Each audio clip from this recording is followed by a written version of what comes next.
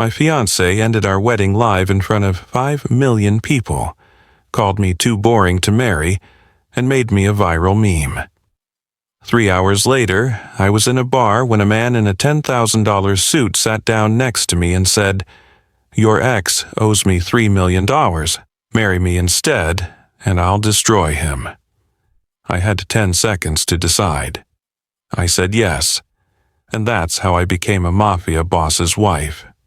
Here's what they don't tell you about being chosen by a powerful alpha.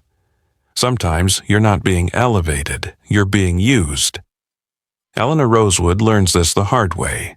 Chosen by the Alpha King in a ceremony that should mean destiny, only to discover she's a political tool, a decoy, a body between his true love and danger.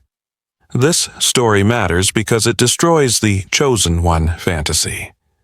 We've been fed stories where being selected by a powerful man solves everything, where mate bonds override consent, where being queen is enough, even if you're not loved, where you should be grateful for proximity to power. Elena refuses that narrative. You're about to watch an Omega who accepts the arrangement on her terms, survives assassination attempts while he protects someone else, learns court politics and plays the game better than anyone expected, saves the Alpha King's life despite everything, demands real love or walks away, even from the most powerful alpha alive, becomes queen, not because he chose her, but because she chose herself. This isn't about being rescued. It's about rescuing yourself from a situation designed to break you. It's about recognizing that being underestimated is a weapon. That quiet doesn't mean weak, that the woman everyone dismisses might be the most dangerous person in the room.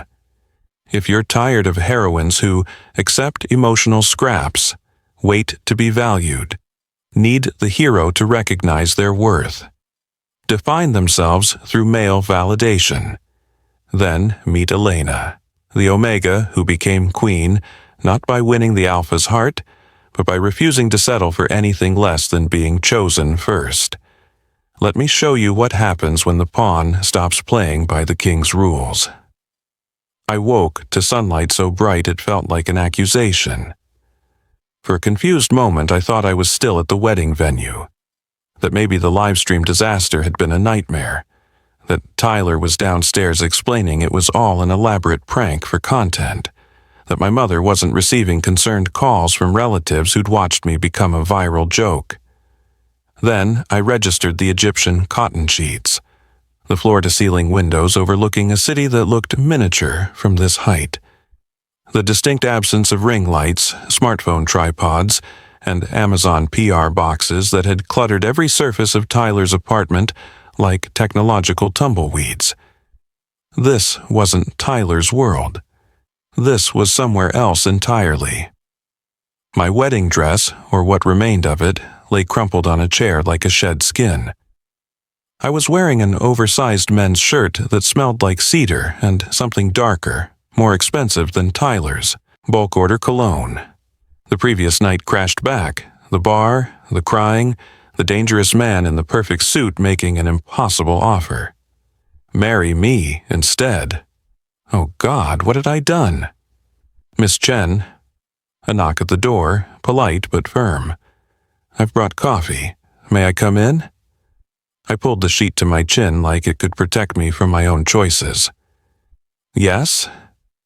The man who entered looked like he'd been assembled by a military recruitment poster, mid-30s, precisely trimmed hair, a suit that suggested violence and competence in equal measure. He carried a silver tray with espresso in a cup so delicate it seemed inappropriate for his hands. Marco Santoro, he introduced himself, setting the tray on the nightstand with practiced ease. Mr. Valenti's executive assistant. He asked me to ensure you're comfortable and to answer any preliminary questions you might have. Executive assistant. Sure, and I was a graphic designer who'd accidentally stumbled into a Mafia recruitment program. Where's Enzo? My voice came out smaller than intended. Attending to business matters downtown. He'll return within the hour. Marco's expression remained professionally neutral, but something in his eyes suggested he was assessing whether I'd bolt the moment he left. In the meantime, I'm authorized to provide context regarding your arrangement. I accepted the espresso because my hands needed something to do. Context, right. Like explaining what kind of import-export business requires executive assistants who look like they could kill someone with a dessert spoon. Marco's mouth twitched, almost a smile. Mr. Valenti operates several legitimate enterprises: real estate development, private equity, consulting services. He also maintains interests in less conventional markets, gray areas, legally speaking, nothing that would concern someone in your position. My position being revenge wife? Your position being protected. He said it with absolute certainty, like protection was a tangible thing he could guarantee. Your ex-fiancé made poor financial decisions. He borrowed $3 million from Mr. Valenti to invest in a cryptocurrency venture. Promised returns that never materialized. When pressed for repayment, he began avoiding contact. That's when Mr. Valenti started investigating. And found me. And found that Tyler Brooks has built his entire brand on fraudulent metrics, undisclosed sponsorships, and a carefully constructed fiction of authenticity. Marco pulled out a tablet, swiping through documents with practiced efficiency. 60% bot followers, falsified engagement reports to sponsors, undisclosed paid partnerships violating FTC regulations. He's been scamming brands for years. The espresso turned bitter on my tongue. 3 years I'd spent making Tyler look genuine, editing his videos to seem spontaneous, managing partnerships while he took credit. And the whole time, the authenticity I'd believed in was just another con. Miss Chen? Marco's voice softened fractionally. You should know, Mr. Valenti doesn't make offers lightly. If he's proposed this arrangement, he believes you're worth the investment. Investment? I laughed, sharp and hollow. Is that what I am? Your leverage, but also... He paused, choosing words carefully. He respects competence. And from what he's observed, you've been running Tyler's operation from behind the scenes for years. That's valuable. The door opened before I could process that. Enzo Valenti entered like he owned not just the penthouse but the air itself. Still wearing last night's suit with his jacket slung over one shoulder. His tattooed hands held a leather portfolio, and those hazel eyes found me immediately. Assessing, cataloging, seeing more than I wanted to reveal. Marco, thank you. Give us the room. It wasn't a request. Marco disappeared like smoke. Enzo moved to the windows, giving me space while somehow still dominating it. You didn't run. I considered it. I set down the espresso before my shaking hands betrayed me further. Then I realized I have nowhere to run to. Tyler's flooding my phone with threats disguised as apologies. My apartment lease has both our names. My mother thinks I'm having a breakdown, and apparently I'm a meme now. Boring girlfriend. He said it without inflection, just fact. Currently trending at number 3, below a celebrity scandal and above a political crisis. Your ex monetized your humiliation. The video has earned him approximately $40,000 in ad revenue so far. The number hit like a physical blow. $40,000. My pain had a price tag. Enzo turned to face me fully. I'm offering you a way to make him pay every penny back, and more, but I need to ensure we understand each other. He opened the portfolio, extracting pristine documents. This is a contract, marriage, legally binding, with specific terms and expectations. I should have been terrified, should have grabbed my destroyed dress and fled. Instead, I found myself walking toward him, bare feet, silent on marble floors, taking the papers he offered. The contract was surprisingly straightforward. Marriage duration, minimum 2 years. Her obligations: appear at required social and business functions, maintain the appearance of a committed relationship in public, assist in documenting Tyler's fraudulent activities. His obligations: complete financial support, protection from retaliation, access to legal resources, monthly allowance of $50,000. "This is insane," I whispered, reading the numbers again. $50,000 monthly, more than I made in a year. It's business. Enzo moved closer, not touching, but near enough that I felt his heat. "Tyler owes me money and respect. You want revenge and security. We both need what the other can provide. What do you really want from this?" I looked up, meeting those dangerous eyes. Why me? Because Tyler's carelessness extends beyond. Cryptocurrency. He's violated contracts, defrauded sponsors, built his empire on lies, but he's clever enough to hide it behind charm and relatability. Enzo's jaw tightened. "You know where all the bodies are buried, Lily.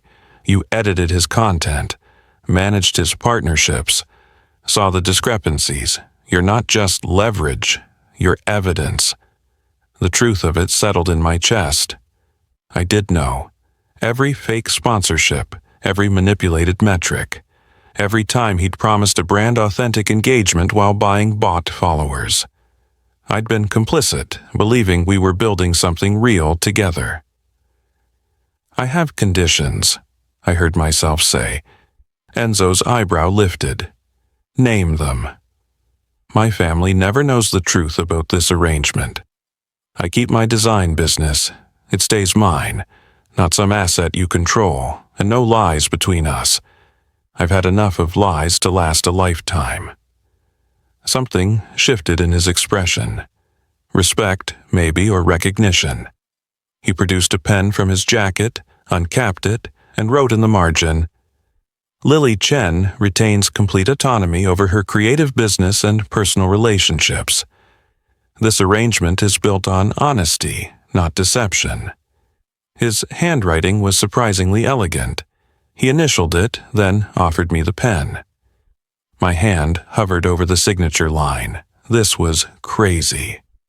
Marrying a man I'd met in a bar. A man whose business came with euphemisms and executive assistants who looked like assassins. A man offering me revenge wrapped in luxury and danger. But what was the alternative? Return to my Tyler-infested apartment? Watch my humiliation video trend while he profited? Spend years rebuilding from nothing while he moved on to his next relatable girlfriend? I signed. The pen didn't feel heavy until after my name was complete. Enzo's smile was dark satisfaction and something hungrier. He took the contract, countersigned it, and then extended his hand. When I took it, he raised my knuckles to his lips, a gesture from another era, intimate and claiming. "Welcome to your new life, Mrs. Valenti," he murmured against my skin. "We have 3 days to make you untouchable. I suggest we start immediately." 72 hours. 3 days to transform from viral joke to Mrs. Valenti. The penthouse became a war room, and I was the weapon being sharpened. The lawyers arrived first. I'd expected men in intimidating suits asking invasive questions, treating me like a gold digger who'd trapped their boss. Instead, Sofia Rodriguez walked in wearing Armani and an expression that suggested she'd eviscerated better opponents than me before breakfast. "Miss Chen?" She shook my hand with surprising warmth. "I've reviewed your additions to the contract." Smart. Most people don't think to protect their intellectual property in these arrangements. Most people don't marry strangers for revenge, I said. No, her smile was sharp. Most people lack the courage. Now, let's discuss the prenuptial agreement. I'd expected the prenup to be a trap. Pages of legalese, designed to strip me of rights while binding me to obligations. Instead, Sophia walked me through terms that were almost generous. In the event of divorce after the 2-year minimum, I'd receive a settlement that increased with time. All my debts, student loans, credit cards, even the lease with Tyler's name on it, would be cleared immediately upon marriage. This seems, I struggled for words, fair. Mr. Valenti values fairness in his contracts. Sophia flipped to the final page, where Enzo's handwriting stood out against printed text.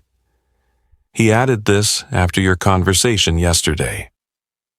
Lily Chen retains all rights to her creative work and business. Her design portfolio, client relationships, and future earnings from her work remain solely hers. This marriage is a partnership, not an acquisition. Partnership.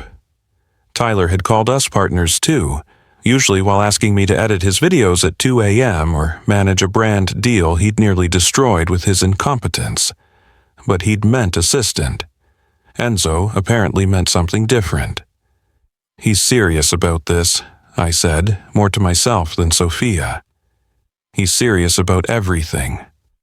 Sophia closed the folder. Which is why I'm telling you this as a woman, not his attorney. You have an exit strategy written into this contract. Use it if you need to, but also... She paused, considering her words. I've worked for Enzo Valenti for 8 years. I've never seen him extend this much consideration to anyone.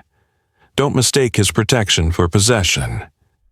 After Sophia left, Dante arrived, Enzo's head of security and the human embodiment of controlled violence. Former military, Marco had said. Looking at Dante's scarred hands and alert eyes, I believed it. Mrs. Valenti. He used the title before it was official, testing how it sounded. I'll be coordinating your security detail.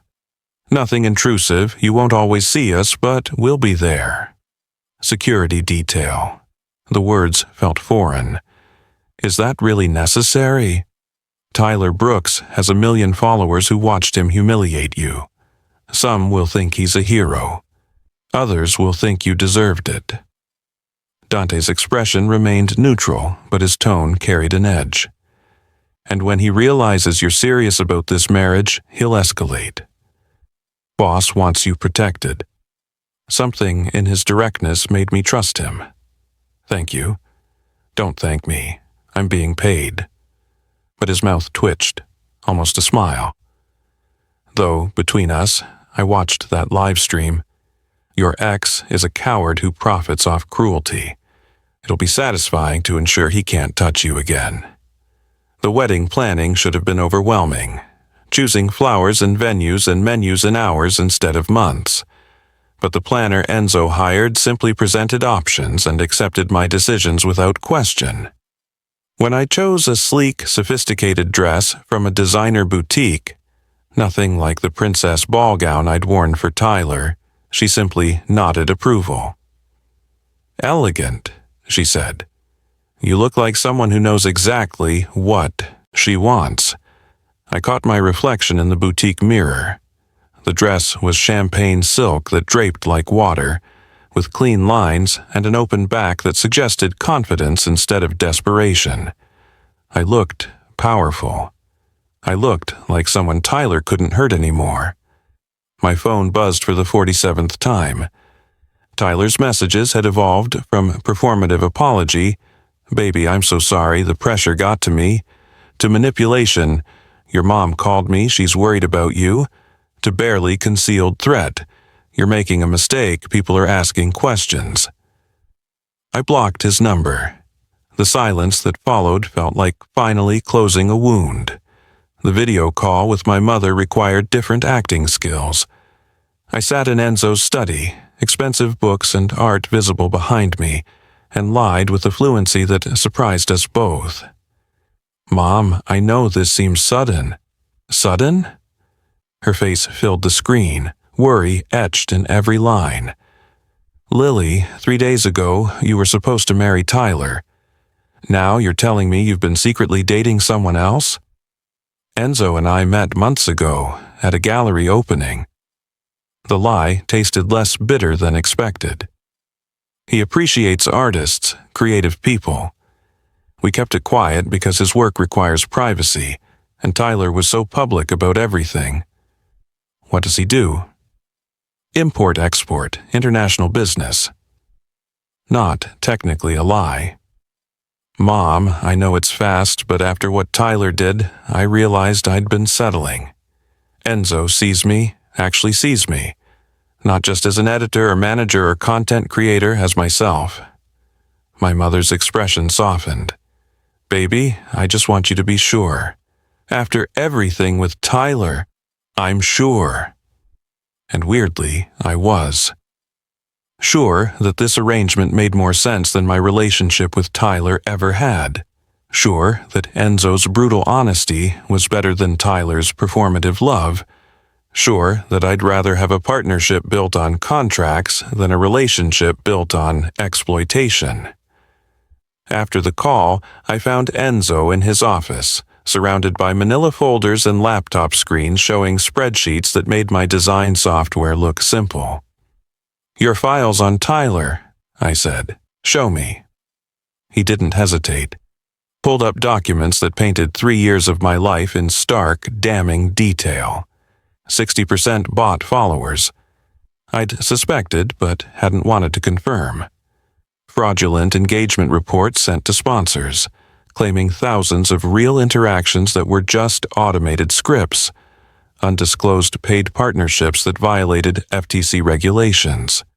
Evidence of him scamming smaller influencers, promising collaborations and taking their money for promotion that never materialized.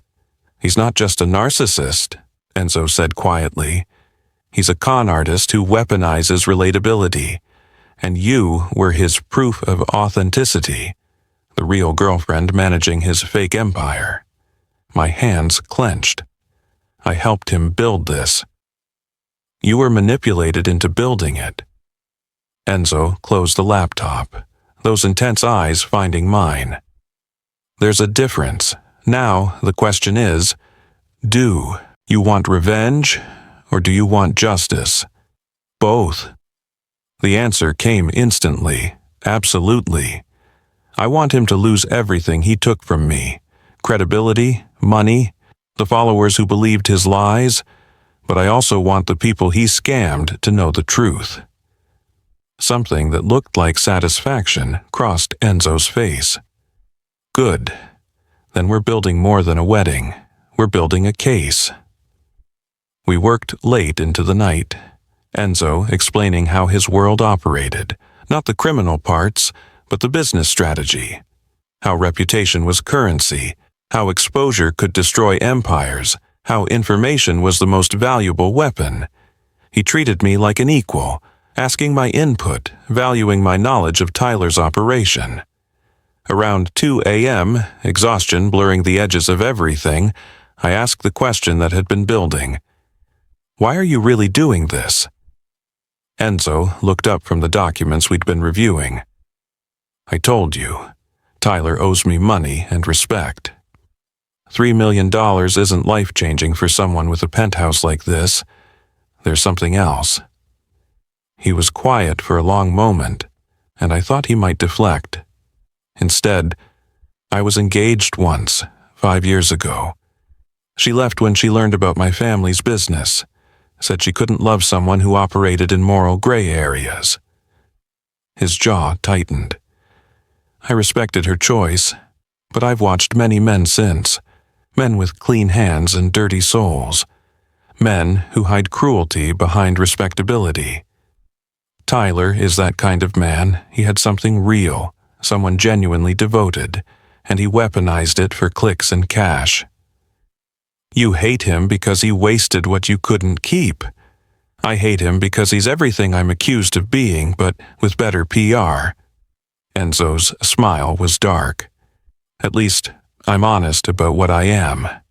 The vulnerability in his admission made him suddenly, dangerously human. I'd been thinking of him as a means to an end, protection and revenge in an expensive suit. But this man had been hurt too, had lost someone he loved to the weight of his choices. "I'm sorry," I said, "about your engagement.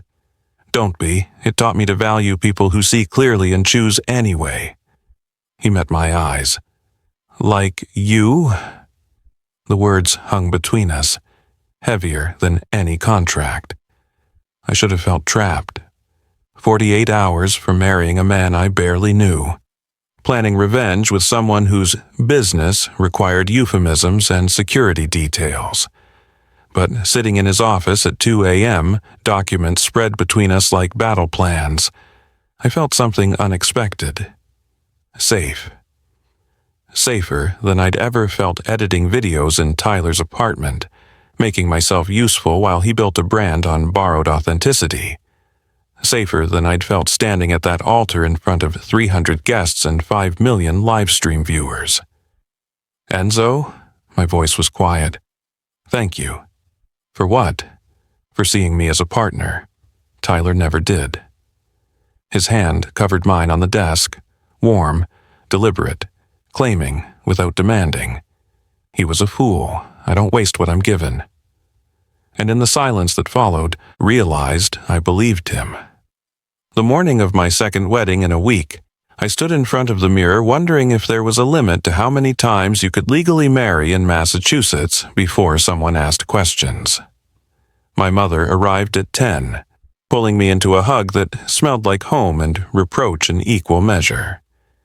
She held me at arm's length, studying my face like she could decode the truth beneath my careful makeup. "You look beautiful, baby, but are you sure about this?" "Mom, I promise. Enzo is different." Not a lie. He was exceptionally different from Tyler. He sees me, the real me. Enzo appeared in the doorway at that exact moment, as if summoned by my mention of his name. He'd transformed into respectable businessman perfection. Tailored charcoal suit, subtle tie, the tattoos on his hands barely visible. Nothing about him suggested organized crime or moral gray areas. He looked like someone who belonged in boardrooms, not back rooms. "Mrs. Chen." He took my mother's hand with old-world courtesy, his accent somehow more refined than usual. "I'm grateful you could join us on such short notice. I know this must seem rushed." My mother's suspicion wavered under his charm offensive. "Mr. Valenti, I just want to understand.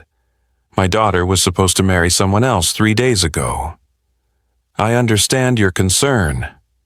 Enzo's expression remained earnest, concerned. Nothing like the dangerous predator who'd planned Tyler's destruction with me at 2 a.m. "Lily and I have been seeing each other for months, but we kept it private given my work's sensitive nature.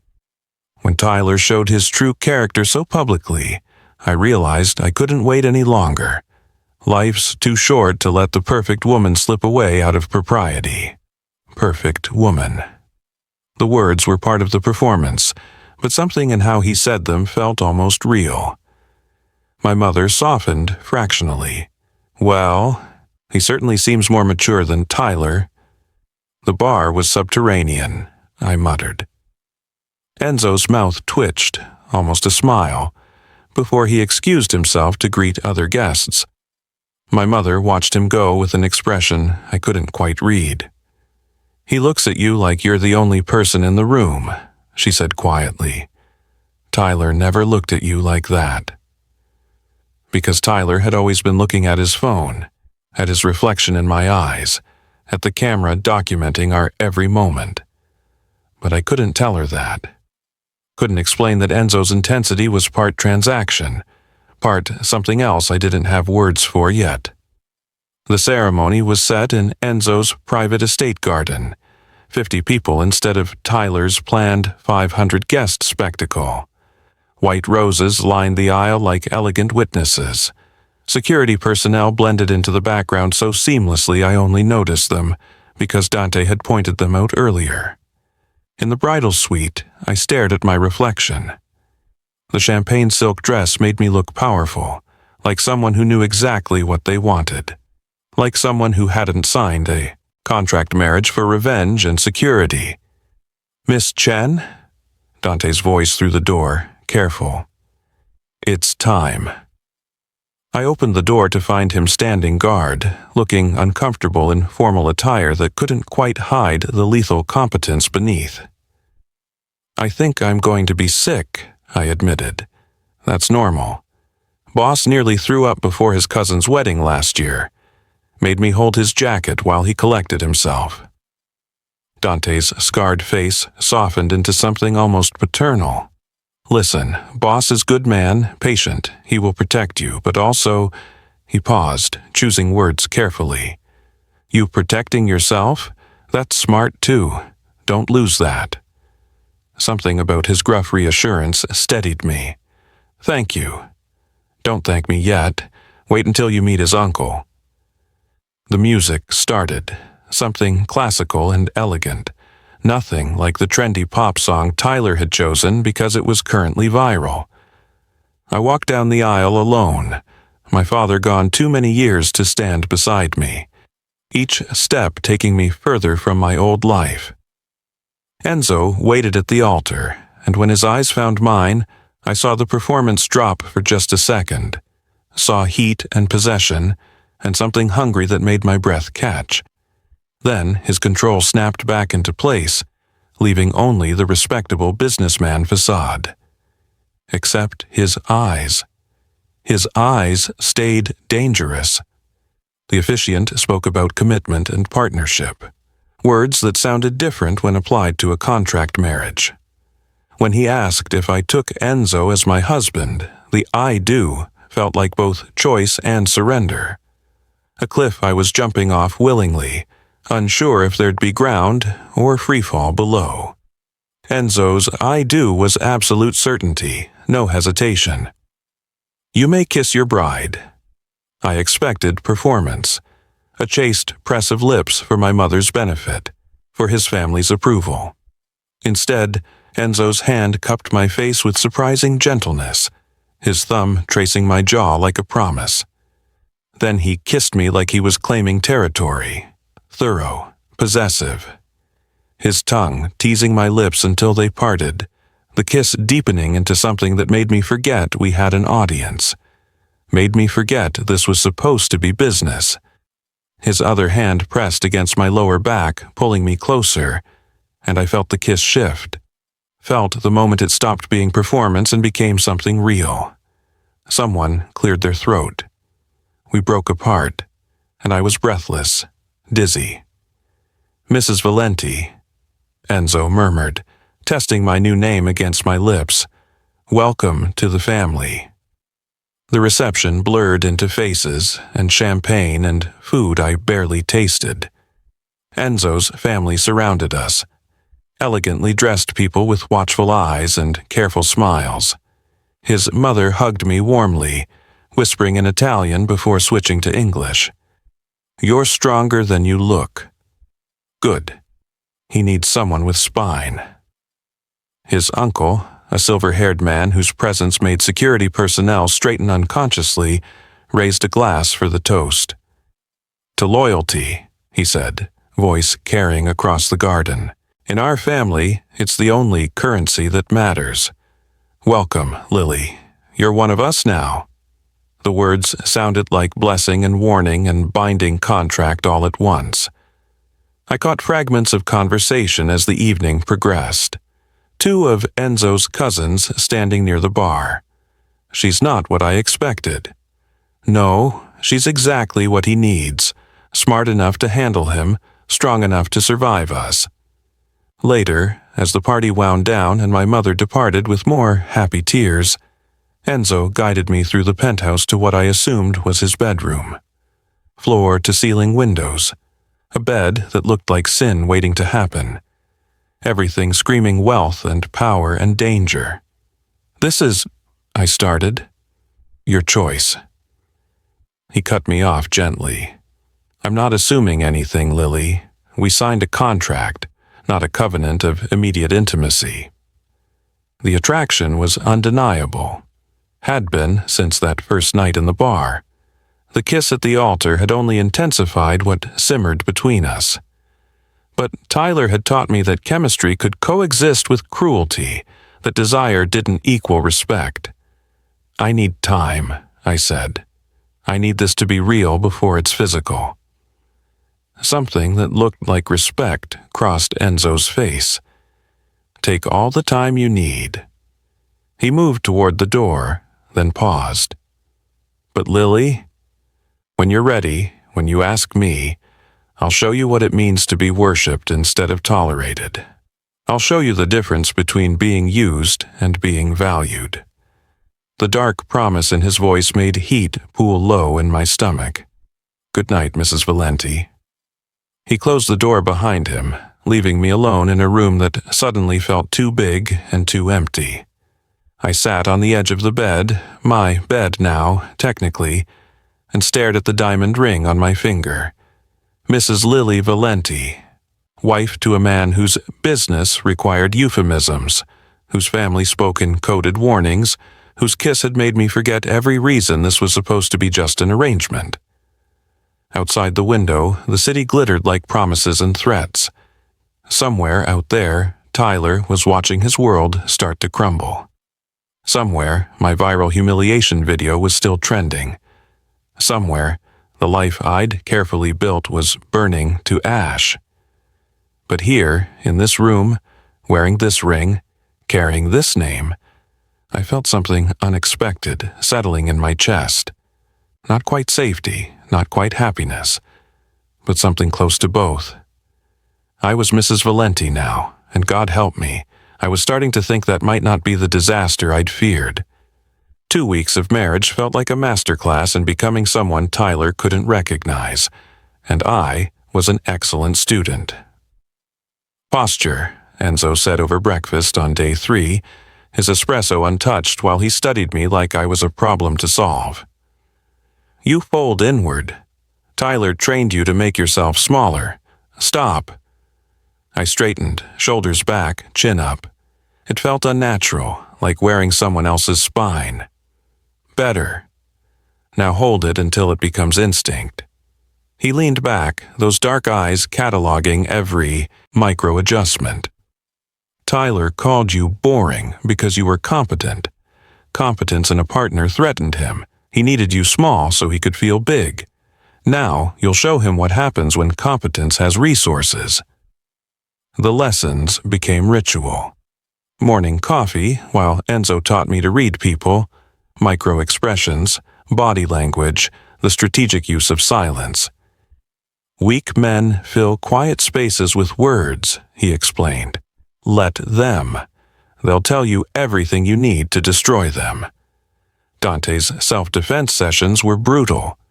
"You're not trying to win a fight," he said, demonstrating a move that would shatter a kneecap. "You're trying to create distance and escape. Winning is surviving." Enzo watched these sessions from the doorway, arms crossed, expression unreadable. But I felt his attention like a physical weight, possessive and heated. When Dante's demonstration required him to grab my wrist, Enzo's jaw tightened fractionally before he controlled it. Jealous. The most dangerous man I knew was jealous of a training exercise. Sophia arrived on day 6 with a leather portfolio that looked expensive and damning in equal measure. "We have enough to bury him," she announced, spreading documents across the dining table. FTC violations for undisclosed sponsorships, 14 counts. Fraud charges for falsified engagement metrics. Contract breaches with at least 6 major brands. Wire fraud for the cryptocurrency scheme. We could send him to prison for 5 to 7 years. My hands shook reading the evidence I'd helped compile. 3 years of my life documented as criminal enterprise. I was part of this. "You were exploited labor." Sophia's voice was firm. "Tyler had you sign NDAs, managed your access to accounts, controlled the narrative. You're a witness, not a co-conspirator. That's why the federal prosecutor is interested in your testimony." federal prosecutor. Tyler hadn't just scammed Enzo. He'd built an empire on lies that violated actual laws, and I'd been his unwitting accomplice, editing videos that promoted fake products, managing partnerships built on fraudulent metrics. "How interested?" Enzo asked, his tone casual but his attention sharp. "Very. They've been investigating influencer fraud for months. Tyler's just arrogant enough to leave a trail." Sophia smiled, sharp and satisfied. With Lily's testimony and the documentation she's provided, they can make an example of him. That night, Enzo found me in his office, technically our office now, staring at my laptop screen where my old design portfolio looked like artifacts from someone else's life. "You're thinking too loud," he said, setting down 2 glasses of wine. "I can hear it from downstairs." "I'm thinking about how much time I wasted." I accepted the wine, needing something to do with my hands. 3 years making Tyler look good, making his content seem authentic, building his brand while mine collected dust. Enzo sat beside me, close enough that I felt his warmth. "Boring means dangerous to weak men. You were never boring, Lily. You were the talent, the strategy, the competence he monetized. He called you boring because admitting you were essential would have required him to treat you as equal." The words hit different coming from him. Tyler had called me boring in front of 5 million people. Enzo called me dangerous like it was a compliment. "The gala is in 1 week," he continued. "Sophia will serve him papers that night. Federal investigators will be waiting to question him.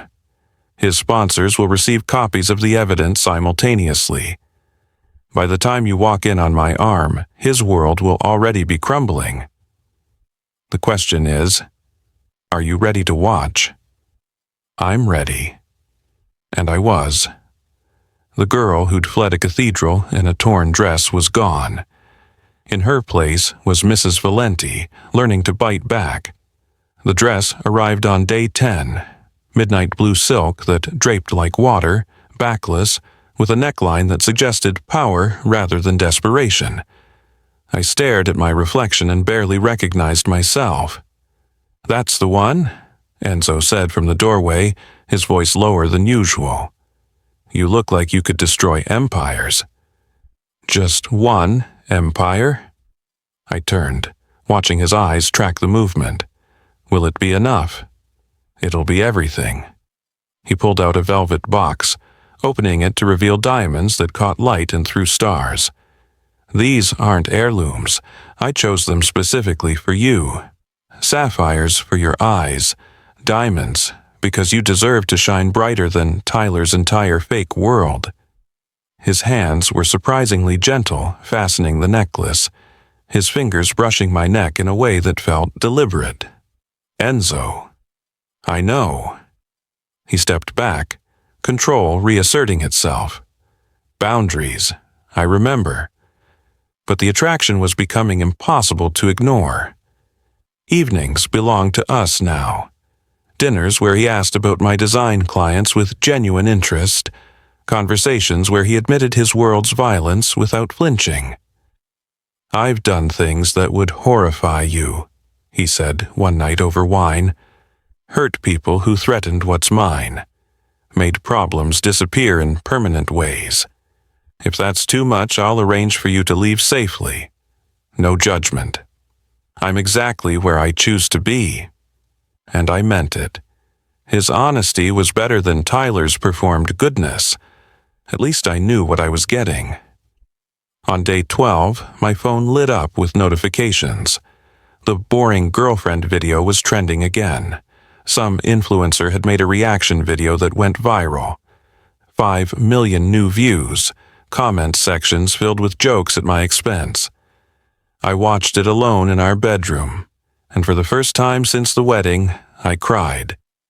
Not from humiliation, from rage. Rage at Tyler for weaponizing my trust. Rage at myself for not seeing it sooner. Enzo found me there, mascara ruined, phone still playing that horrible video. He didn't say anything, just took the phone, set it aside, and pulled me against him. His hand stroked my hair while I soaked his expensive shirt with tears and fury. "He'll pay for every tear," Enzo said quietly, and something in his voice was absolutely lethal. "Every laugh at your expense, every mocking comment, every moment of humiliation, I'll extract payment for all of it." I pulled back to look at him. "This isn't just business anymore, is it?" "No." His thumb traced my jaw. "It stopped being business somewhere between watching you negotiate contracts and hearing you cry over someone who never deserved you." The air between us shifted, charged. I was in his arms, in his bedroom, in his life. The boundaries we'd carefully maintained suddenly felt like obstacles rather than protection. "Enzo," my voice came out breathless, I know what you want." His hand cupped my face. "But not like this, not when you're crying over him. When you come to me, it'll be because you choose me, not because you're running from him." The restraint in his eyes made me want him more. "You're being noble. I'm being selfish." His smile was dark. "When I have you, and I will have you, Lily, I want all of you. Not the parts of you still healing from Tyler's damage. All of you." He left me there, alone with my racing heart and the realization I could no longer deny. I wasn't falling for Enzo Valenti. I'd already fallen. The next morning, I woke early to find him in the gym, shirtless, tattoos on full display while he worked a heavy bag with controlled violence. I watched him from the doorway, this dangerous man who'd offered me revenge and given me partnership, who respected my boundaries while making me want to shatter them. "You're staring," he said without turning. "You're worth staring at." The words came easier now. 1 week until the gala. 1 week until Tyler learns what happens when you underestimate Mrs. Valenti. He stopped, turning to face me fully. "Are you ready?" I thought about the dress, the diamonds, the evidence Sophia had compiled. Thought about the girl who'd fled a cathedral and the woman who'd signed a contract for revenge. Thought about Enzo's patient hunger and my own growing certainty. "I'm ready," I said, "for all of it." His smile was promise and possession. "Good, because after next week, everything changes." He had no idea how right he was. The Metropolitan Influencer Gala was exactly the kind of event Tyler lived for. Crystal chandeliers, step-and-repeat backdrop. Influencers in their sponsored best, pretending their lives weren't performances. 200 of the industry's elite gathered to celebrate themselves, and somewhere in that crowd was the man who'd made me a viral joke. My hands shook as Marco opened the car door. Enzo caught my wrist, his thumb finding my racing pulse. "Breathe," he said. "You're not the girl who ran from that cathedral. You're Mrs. Valenti now, and Mrs. Valenti doesn't run, she conquers." The midnight blue dress felt like armor. The diamonds at my throat caught light and threw it back sharper. I'd spent 2 weeks learning to move through spaces, like I owned them. Time to prove those lessons took. We stepped onto the red carpet and the world stopped. Cameras erupted in a seizure of flashes. Influencers mid-selfie froze, phones lowering as they registered who'd arrived. I heard the whispers ripple outward like a shockwave. "Is that the boring girlfriend? Holy shit, who is she with?" Enzo's hand pressed against my lower back, possessive and steadying. We moved through the crowd with predatory grace, and people parted instinctively, not for me, for him, for the danger he carried like expensive cologne. I spotted Tyler by the bar before he saw me. He looked good, styled hair, designer suit probably sent by a sponsor, that practiced smile firmly in place. Sienna hung on his arm, a rising beauty influencer with 300,000 followers and apparently no survival instincts. His manager stood nearby, already recording content because everything was content to Tyler. Then his eyes found mine and the smile died. I watched his brain trying to process. Lily Chen, boring girlfriend, viral joke, standing across the room in diamonds that cost more than his car, on the arm of a man who looked like he ate billionaires for breakfast. Now? I asked Enzo quietly. Now. His hand tightened on my waist. Remember, you're not asking for anything. You're taking what's yours. We crossed the ballroom floor, and conversations died in our wake. Tyler's group stood frozen, like someone had paused their performance mid-scene. His manager's recording hand wavered. Sienna's smile grew uncertain. Tyler Brooks. Enzo's voice carried that quiet authority that made people instinctively defer or flee. We have unfinished business. Tyler's practiced confidence was crumbling in real time, but he tried for casual. Enzo, hey, we can discuss this privately. Privately. Enzo's smile was sharp enough to cut. You made my fiancé's humiliation public entertainment for 5 million viewers. I think we can discuss your debts with an audience, don't you? Fiancé, wife. The words hit Tyler like physical blows. His eyes darted between us, landing on my left hand where diamonds spelled out exactly how far I'd moved on. Lily, his voice cracked slightly. What is this? Who? Someone who sees her value, Enzo interrupted. Unlike you, who monetized her labor for 3 years while calling her boring to justify the exploitation. The crowd was gathering now, phones raised, everyone sensing drama worth capturing. Tyler's nightmare, being confronted publicly, becoming the content instead of the creator. I stepped forward and Tyler actually flinched. Good. Tyler called me boring, I said, my voice carrying across the suddenly silent ballroom. But boring doesn't trend for 48 hours. Fraud does. His face went white. Lily, don't. 60% bot followers. I spoke clearly, precisely, loud enough for every phone camera to catch. Falsified engagement reports sent to sponsors. Undisclosed paid partnerships violating FTC regulations. You've been scamming brands for years, Tyler. And I have documentation for all of it. Sophia appeared from the crowd like she'd been waiting for her cue, 2 lawyers flanking her. Tyler Brooks, you're being served with papers for wire fraud, contract breach, and FTC violations. Federal investigators would like to speak with you. She handed him a folder thick with evidence. Your sponsors are receiving copies of this documentation simultaneously. Tyler's phone started buzzing. Then his manager's, then Sienna's. The sound of empires crumbling in real time, notification by notification. This is insane. Tyler's practice charm was gone, replaced by panic. Lily, baby, we can work this out. Don't call her that. Enzo's voice dropped to something lethal. You lost that privilege when you live-streamed her humiliation for ad revenue. The video earned you $40,000, by the way. My accountants tracked it. That's added to what you owe me. 3 million plus 40,000, I said, plus interest, plus every penny you made from our relationship content. Because I was never your partner, Tyler. I was your unpaid employee. Sienna was staring at her phone, her face cycling through emotions as she read. You're broke. Her voice pitched higher. Tyler, it says here you've been using credit to maintain appearances, that you owe. She looked up. Influencer instincts kicking in even now. You told me you had brand deals worth millions. I do. I will.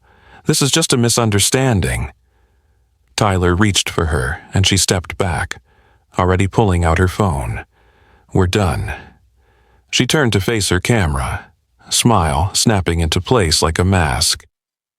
Hey guys, Sienna here, and we need to talk about why I'm breaking up with Tyler Brooks' Liv from the Met Gala.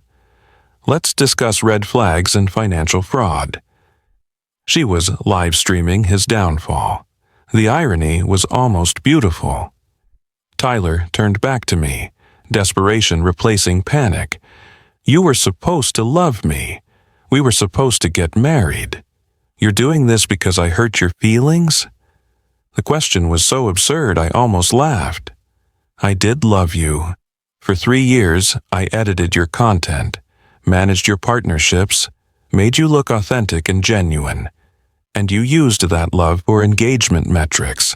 So, yes, Tyler, I'm doing this because you hurt me.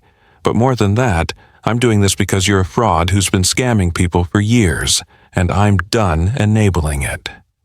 His face twisted with rage and fear. You'll regret this. I have 1 million followers. 60% bots, I reminded him. 400,000 real followers, and dropping fast based on what I'm seeing online. I gestured to the room where everyone was frantically checking their phones, watching Tyler's social media collapse in real time. Turns out authenticity matters. Who knew? Enzo's hand found my waist, pulling me close. We're done here. My lawyers will be in touch about payment schedules. He looked at Tyler with something almost like pity. You had something real, Brooks. Someone genuinely devoted.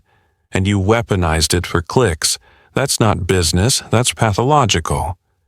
Then he kissed me. Right there in front of Tyler and Sienna and 200 influencers and God knew how many livestream viewers. Kissed me like I was precious, like I was his, like every moment Tyler had taken me for granted was being avenged with Enzo's mouth claiming mine. Cameras erupted. I heard Tyler make a sound somewhere between rage and anguish. Heard Sienna's livestream commentary. And she's kissing some guy who looks like he could buy and sell Tyler's entire fake empire. When we broke apart, I was breathless, and Tyler's world was ending, and I felt empty. Enzo guided me to a balcony overlooking the city, away from the chaos we'd created. The night air was cool against my flushed skin. Is revenge supposed to feel empty? I asked quietly. That wasn't revenge. His hand cupped my face, turning me to meet his dark eyes. Revenge would be destroying him quietly, efficiently, without witnesses. What we just did, that was justice, exposing truth, protecting future victims. Then why do I feel? Because revenge was never the point. His thumb traced my lower lip. The point was this. He gestured between us to the chemistry we'd been dancing around for 2 weeks. Showing you that you were never boring, never inadequate, never the problem. That the right person sees your competence as an asset, not a threat. My phone buzzed, then buzzed again and again. I pulled it out to find my design business Instagram exploding, followers multiplying, DMs flooding in, brands reaching out. People who'd never noticed me suddenly seeing my work. They're not following me because of Tyler, I realized. They're following because they saw me at the gala, saw me stand up for myself.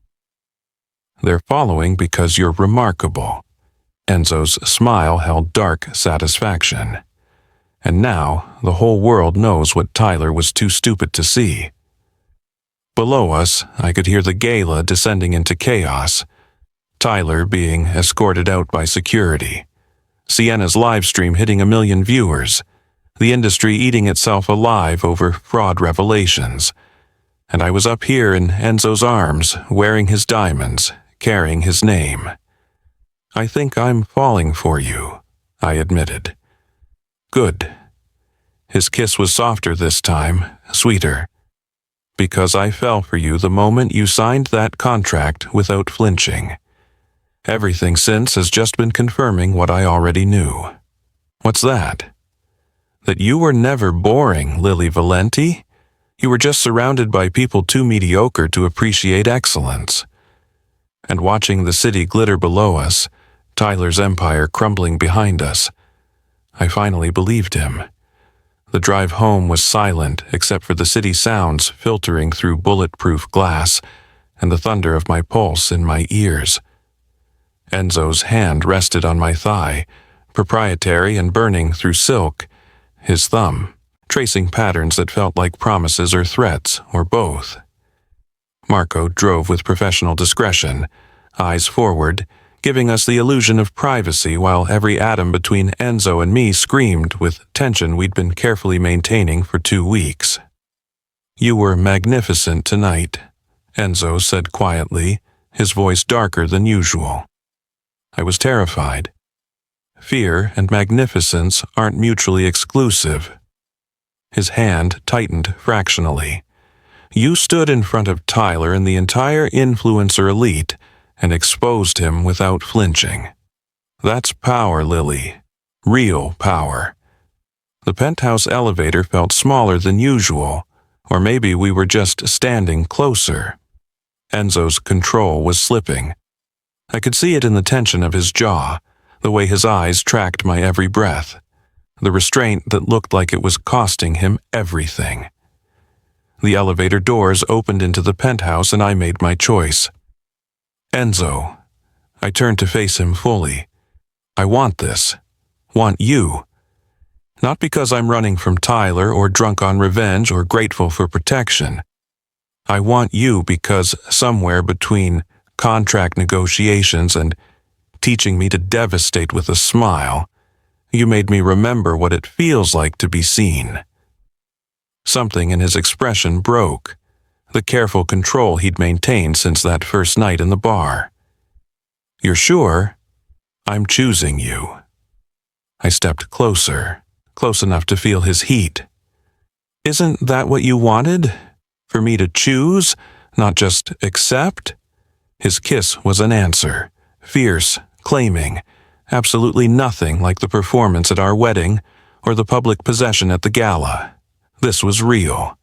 His hands framed my face like I was something precious and dangerous all at once, his tongue demanding entrance I gave willingly. We barely made it to his bedroom. Our bedroom now, I supposed. The midnight blue dress pooled at my feet in expensive ruins. His suit jacket hit the floor with less ceremony than it probably cost. And then we were tangled in silk sheets that smelled like him, and he was worshiping me like he'd promised. "Tell me what you want," he demanded, his mouth tracing my collarbone, my ribs lower. "Everything." My hands fisted in his hair. "Show me the difference between being tolerated and being valued." So he did, thoroughly, possessively, his hands and mouth mapping every inch of skin Tyler had called boring, proving with every touch that I was anything but. When he finally entered me, his eyes locked on mine with an intensity that stole my breath. "Mine," he growled against my throat. "Say it. Yours." And I meant it. Only yours. The first time was claiming, the second was tender. By the third, as dawn painted the windows gold, it was something that felt dangerously close to love. After, tangled together in sheets that bore evidence of boundaries finally shattered, I traced the tattoos on his chest, ancient symbols I'd memorized without understanding. "When did this become real?" I asked quietly. "For me?" His hand stroked my hair with surprising gentleness. "The moment you added conditions to the contract instead of just signing. Most people would have taken what I offered without negotiating. You demanded equality. For me, it was when you respected my boundaries even though you wanted to cross them." I pressed a kiss to his shoulder. "Tyler never respected my no. You made it feel like a choice, not a rejection. It was always a choice." His hand cupped my face, thumb tracing my cheekbone. "I didn't expect to actually fall in love with you, Lily. This was supposed to be business. Revenge, leverage, mutually beneficial arrangement. But you—" He paused, searching for words. "You're strategic and soft, calculating, and kind. You survived being underestimated and came out sharper. How was I supposed to not fall for that? Neither did I admitted. Expect to fall for you, I mean. You're dangerous and criminal, and your business requires euphemisms. But you're also honest and protective, and you see me as a partner. Tyler saw me as content. You see me as essential. The word was absolute. You're essential, Lily. My phone buzzed insistently on the nightstand, then buzzed again and again. I reached for it, Enzo's arms tightening around me like he could keep the world at bay. The screen was chaos, notifications flooding in faster than I could read them. My Instagram follower count climbing by thousands per minute, DMs from brands, designers, media outlets, and trending at #1, Hog Fraud Exposed, with Tyler's face as a thumbnail. I scrolled through news with growing surrealism. Tyler's account suspended on every platform. Instagram, TikTok, YouTube, all citing policy violations. Major sponsors publicly cutting ties. Federal investigators confirming they'd opened a criminal investigation into influencer fraud. And Sienna had posted a tell-all video that was already at 3 million views. Why I left Tyler Brooks. A thread on manipulation, financial lies, and using women for content. She's smart, Enzo observed, reading over my shoulder, turning victimhood into her own brand redemption. She's an influencer. Everything's content. But I didn't say it with Tyler's cynicism. Sienna was surviving the only way she knew how, by controlling her narrative before someone else did. Sophia's text came through. Tyler, filing for bankruptcy. Sponsors demanding repayment. Criminal charges pending. He's done. I should have felt triumphant, vindicated, satisfied. Instead, I felt empty, I said aloud, because revenge wasn't the point. Enzo turned me to face him. The point was this. He gestured between us to the intimacy we'd built from contracts and calculated destruction, showing you that you were never the problem, that the right person amplifies your strengths instead of resenting them. I don't feel healed because Tyler's ruined. No, you feel healed because you remembered your worth. Tyler's downfall is just confirmation you didn't need his validation to be extraordinary. My phone rang. Tyler's number. Finally unblocked because I'd forgotten to re-block it after the gala. I stared at it, watching it buzz with desperate insistence. Want me to handle it? Enzo offered. No. I declined the call, blocked the number permanently. He doesn't get any more of my time, not even to gloat. The following week blurred into building something real from the ashes of revenge. Sophia helped me establish Chen Creative Agency, my design business, legitimized and backed by Enzo's investment, but fundamentally mine. 3 brands reached out within days, not because I was Tyler's ex, but because they'd seen my portfolio and wanted Lily Chen specifically. You're being hired for your work, Enzo said, reading the contracts with proprietary pride. Not your proximity to anyone else. How does that feel? Like I should have done this years ago. You're doing it now. That's what matters. Our marriage was shifting too, from arrangement to partnership to something that looked suspiciously like the real thing. Morning coffee became planning sessions. Evenings became debriefing and designing. Nights became, well, nights became proof that chemistry could coexist with respect, that passion didn't require performance. 2 weeks after the gala, I uploaded my first public Instagram post in months. Not an explanation or apology, just a photo Enzo had taken, me in the penthouse, morning light painting everything gold, coffee in hand, wearing one of his shirts and looking more myself than I had in years. The caption was simple. Turns out I wasn't too boring, just too real for fake people.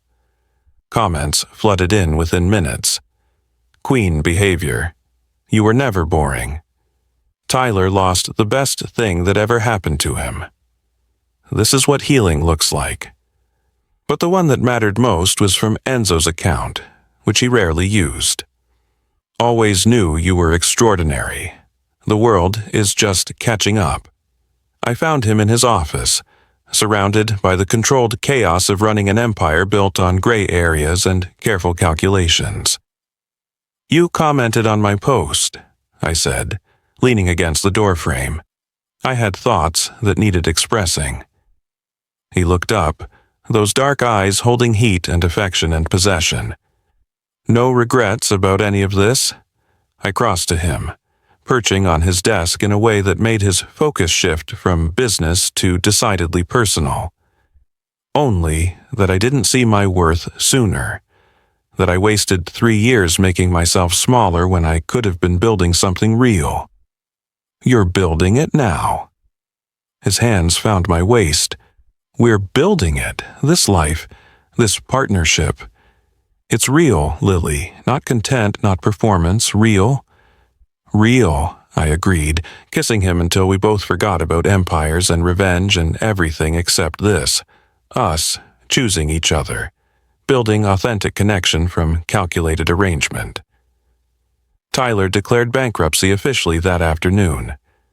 The influencer world moved on to the next scandal within 48 hours. My viral humiliation video was replaced by my gala victory as the story people shared. But none of that mattered as much as the realization settling in my chest. I hadn't needed Tyler destroyed to heal. I'd needed to remember I was never boring, just too authentic for people who monetized fakeness. Enzo saw that authenticity and called it essential. And somewhere between revenge and real love, I'd learned the most important lesson. Your worth isn't determined by who sees it, but by whether you see it yourself. I finally did. And the world was just catching up.